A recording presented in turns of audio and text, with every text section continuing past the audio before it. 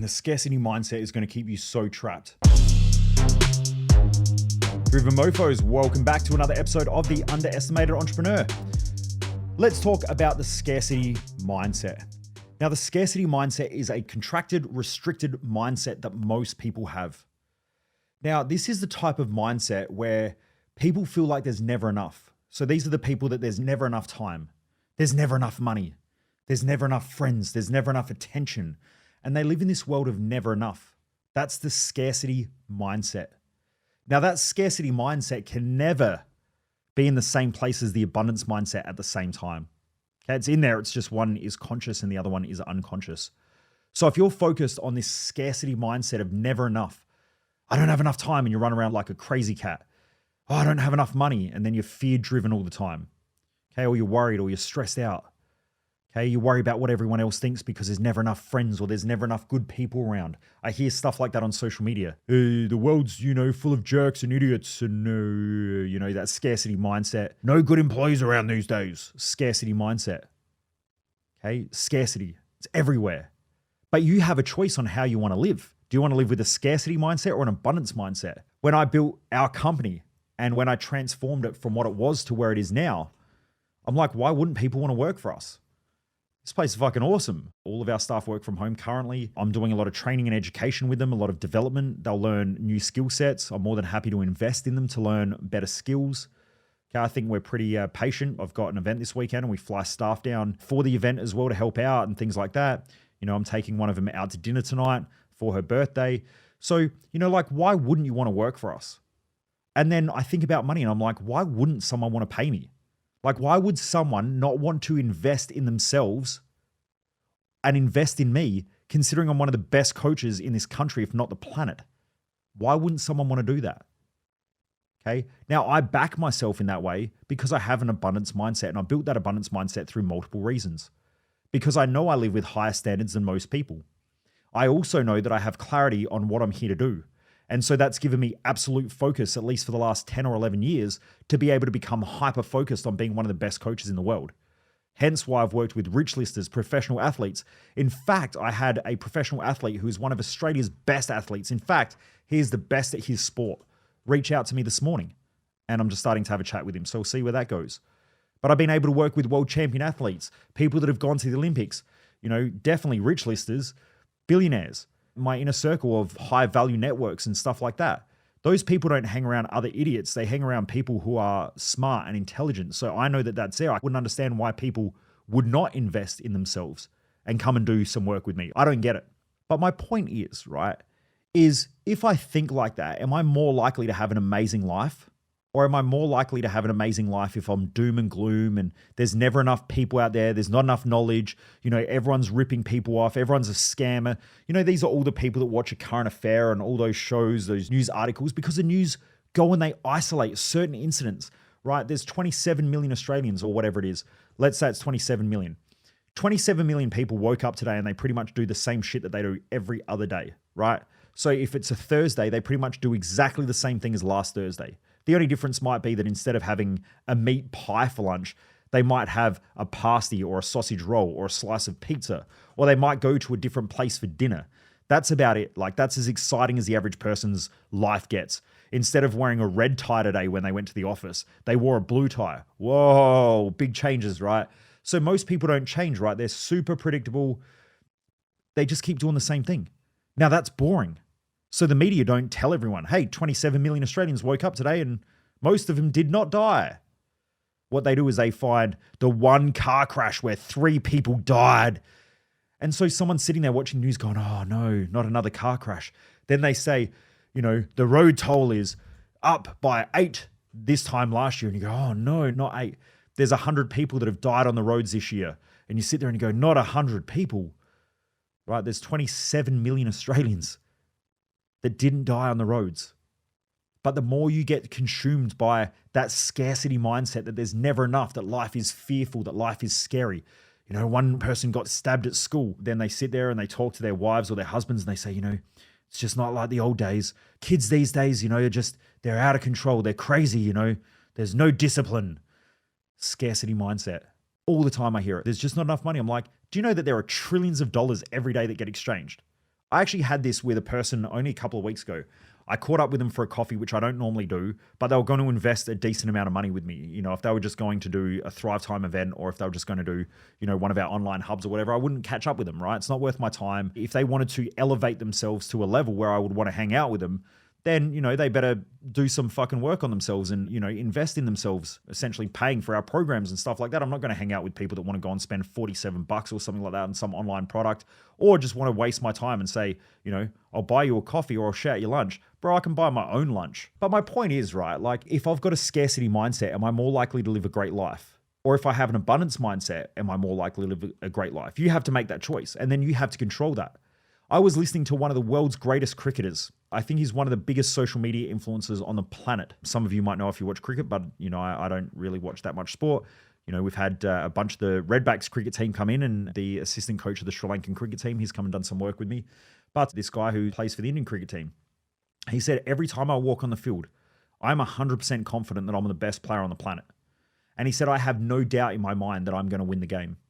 And he said, because to think anything less would not make me the best player that I can be. And I think that that's a great way to live. Now, some people would say, well, you're delusional. I would rather be delusional in creating a great life than be delusional and live a shit life. Now, some people go, well, that's realistic. Well, it depends what you call realistic. Is realistic watching the news on something that does not even matter on a percentage scale, where it's hyperinflated and hyper exaggerated by some shitty media outlet whose job it is to try to make you emotional, is to try to create drama, because that's how they get views.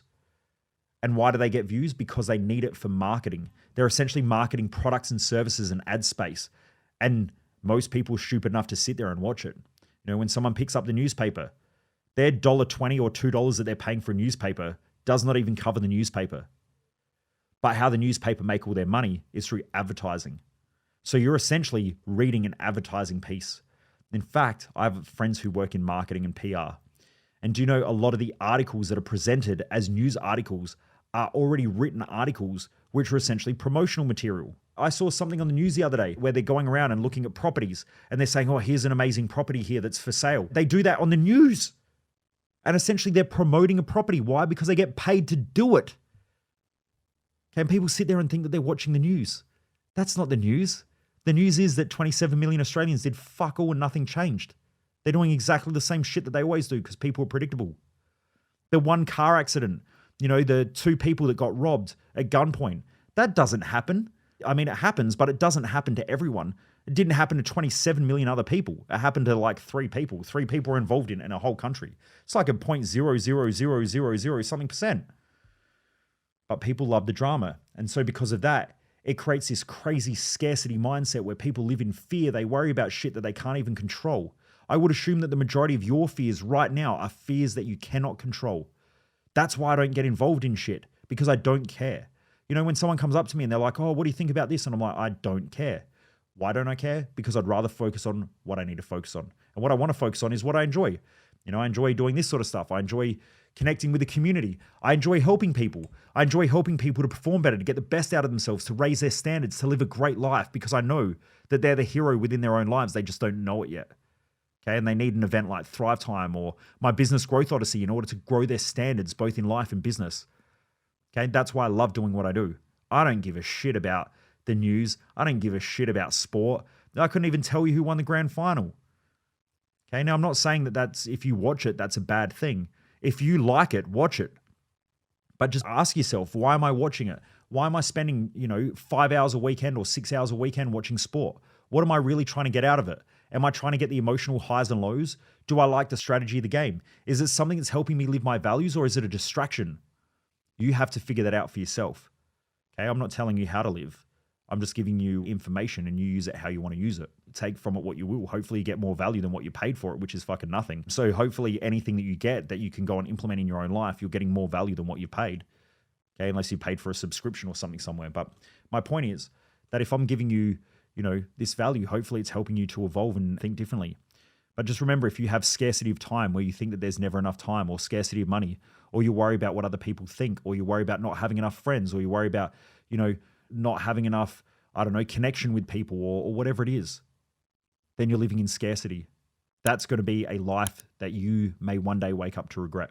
So the way out of that, Get super clear on what you want in life, and then raise your standards and keep pushing those standards. Keep challenging yourself. Be the person that you want to be each and every day. Remember, life isn't about who we are, it's about who we're becoming. Today should be a day where you're a different person than yesterday, only slightly different. Like, I wouldn't recommend making crazy different changes unless you've actually done something that's so fucking crazy that you need to change something in a drastic way, or you're doing something that's so destructive that you need to make a big change. Then maybe that's a good idea. But for most people, small, consistent changes on a regular basis lead to massive results. So just keep being a better individual each and every day. Keep working on your success map for life. Keep moving towards your mission. Keep doing the things that you need to do and become the person that you want to become. Become the person that you would look up to. Become the person that you would love. Become the person that you would enjoy hanging out with. And I guarantee life will completely change. But just remember, you cannot have an amazing life with a scarcity mindset. It will not happen. You have to have an abundance mindset where you realize that there is an abundance of time. In fact, the universe, based on, depending on who you go and study, the universe may be infinite. Now, if it's infinite, that means that there is no time. Time is just a thing that humans measure. But anyway, if the universe is infinite, that means that there's an infinite amount of time and an infinite amount of space. Okay, that's mind-blowing. Now, right now, there are trillions of dollars that get exchanged each and every day. Okay, that's phenomenal. That's mind-blowing. I meant to tell you a story before where I was with a person who was going to sign up to do some of our stuff. He told me that there's not enough money and that the economy is going downhill. And I walked outside and I pointed to all the houses and I said, how much money do you reckon there is in this street? And I said, how much do you reckon that house is worth? And he goes, I don't know, probably 500. And I said, what about the one next to it? He's like, I don't know, 500-600. And I was like, cool, what about the one next to it? He's like, well, that's a brand new one. It's pretty big, probably $1 million. And I'm like, cool. So between those two houses, there's $2 million right there. Then how much do you reckon in maintenance, upkeep, electricity, all of that sort of stuff, cars? How much do you reckon the cars that they've got in those garages? Now we're talking there's a street. So there's probably, 100 houses, 150 houses that we could see. Now, if each one of them are between $500,000 and $1 million per house, how much money do you reckon there is in the street? Now, if there's cars, electricity, food, we're talking about a lot of fucking money, right? But he doesn't see that. He listens to the news and it rots his mind. And then he goes, well, no one's spending these days. People are spending every day. Every day. Just because the share market drops by 20% doesn't mean people aren't buying. When the economy crashes, the economy doesn't crash to zero, right? Not unless you're in some fucking weird country where, there's a lot of corruption. It doesn't drop to zero. It drops 20%, depending on how crazy you are with your investments and stuff like that. If you hang on, you ride it out, it'll come back in most cases, depending on what the investments are. But my point is, it's just part of a cycle. If the unemployment rate is at 20%, that means that 80% of people are still working and have money, right? It depends. Are you looking at the 80% or the 20%? Now, in Australia, it's nowhere near that. But let's say unemployment goes up to 6%. If unemployment is 6%, that means that there's 94% of the population that have a job, right? And then people talking about unemployment's gone up. Oh, people cutting spending. No, they're not. They're cutting spending on shit that they don't need. They're starting to realize that they need to not be a moron all the time. That's what they're doing, right? And so they're not going to spend it as much at some of the places they used to spend it at. And they might tighten up a little bit, but they're still going to spend. They still put fuel in the car. They still drive to work. Some people still go out on weekends. They still are going on holidays. All of those things are still happening. It just depends whether you want to believe it or not. You control your own mind and your own thoughts. So just remember, you cannot have a scarcity mindset at the same time as an abundant mindset. You choose how you want to operate that. Anyway, Driven Mofos, have a great day. Keep kicking ass. Remember, sharing is caring. Please share this podcast with your friends, your family, and your colleagues. And also, if you haven't rated and reviewed this podcast, remember to give it a 5-star rating and a review if you can on any of those platforms. But anyway, Driven Mofos, have a great day. Keep kicking ass, and I hope you're enjoying this podcast. Most people waste their life, and I just don't want you to be one of them.